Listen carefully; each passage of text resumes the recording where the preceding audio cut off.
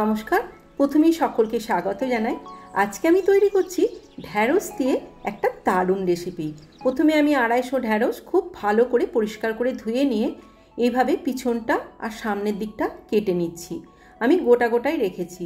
মিক্সির জারে নিয়ে নিলাম 2 চামচ পোস্ত আর অল্প একটু ভাঙা কাজু। গোটা নিলে এটা 6-7টা নিতে হবে। 2টো কাঁচা লঙ্কা জল দিয়ে এটা বেটে রাখবো।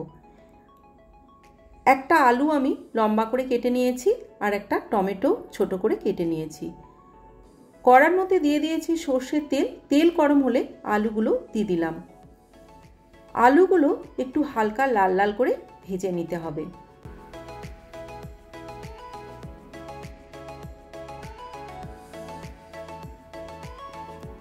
এই রেসিপিটা তোমরা ভাত রুটি দুটোর সাথেই খেতে পারো।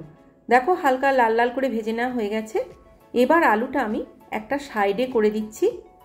এবার তেলের মধ্যে ফোড়নে দিলাম কালো জিরে। কালো জিরেটা সুন্দর গন্ধ উঠে গেলে দিয়ে দিচ্ছি কুচিয়ে রাখা টমেটো।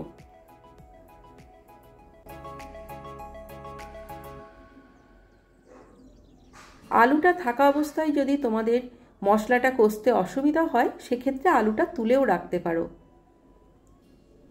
টমেটোটা একটু ভেজে নিচ্ছি।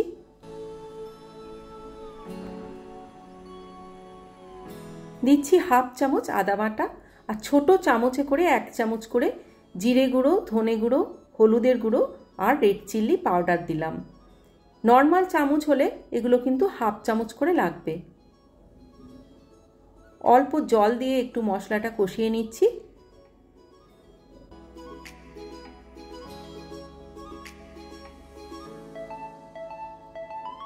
আলুর পরিমাণটা যেহেতু কম তাই আমি আলুটা একটা সাইডে রেখে এই মশলাগুলো কষিয়ে নিচ্ছি। এবার আলুগুলো মশলার সাথে কষিয়ে নিচ্ছি ভালো করে। কেটে রাখা ঢ্যাঁড়সটাও আমি এখন দিয়ে দিচ্ছি। ঢ্যাঁড়সগুলো কিন্তু আমি আলাদা করে ভাজিনি, এই মশলার সাথে একসাথে কষিয়ে নিচ্ছি। কিছুক্ষণ কষানো হয়ে গেলে অল্প অল্প করে জল দিয়ে দিয়ে আবার কিছুক্ষণ কষিয়ে নেব, যাতে তলায় লেগে না যায় তার জন্যই জলটা দিচ্ছি। কিছুক্ষণ পর বেটে রাখা পোস্ত, কাজু আর কাঁচা লঙ্কার বাটাটা দিয়ে দিলাম। মিক্সির জারটা ধুয়ে একটু জলও দিলাম। আবার একবার কষিয়ে নিচ্ছি। খুব অল্প সময়ের মধ্যেই কিন্তু এই রান্নাটা হয়ে যায়। দিয়ে দিচ্ছি পরিমাণ মতো নুন। আমি আলাদা করে মিষ্টি দিচ্ছি না, কাজুটার মধ্যেই মিষ্টি আছে। তবে যারা একটু বেশি মিষ্টি পছন্দ করো তারা অল্প চিনি দিতে পারো। এবার 1 কাপ মতো জল দিয়ে দিলাম। এই রেসিপিটা একটু শুকনো শুকনো করব তাই জলটা কম দিলাম।